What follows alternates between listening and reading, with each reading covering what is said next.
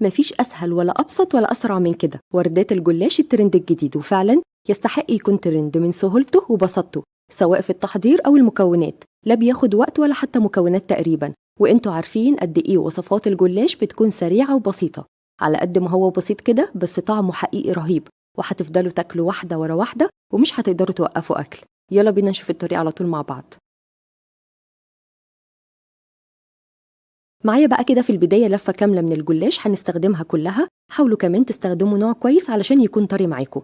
هقسم كده الجلاش على 3 بالطول بنفس الشكل ده كده، وحاولوا كمان ان كلهم يكونوا قد بعض علشان وردات الجلاش في النهاية تكون قد بعض، ما يبقاش فيه صغير وكبير.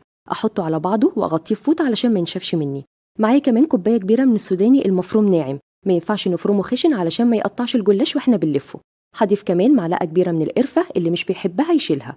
معايا كمان طبق تاني فيه خليط من السمنة على الزبدة، ممكن تكون سمنة بس أو زبدة بس. هستخدم كمان الصينية بتاعتي، بس حاولوا تستخدموا صينية أصغر من كده علشان بعد كده هقول لكم ليه.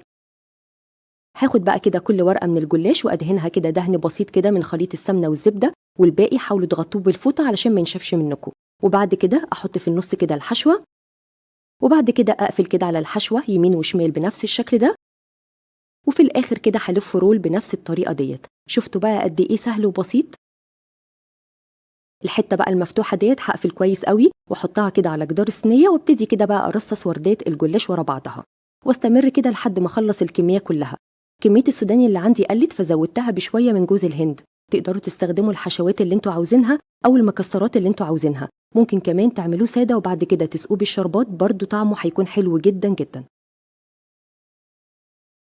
انا كده خلاص خلصت الكميه كلها اللي عندي. الصينيه اللي انا استخدمتها كانت كبيره ولفه الجلاش كانت خلصت عندي، فنقلت كده الجلاش في صينيه تانية مقاس 24. يعني حاولوا كده من البدايه تستخدموا صينيه مقاس 24 او 26 بالكتير.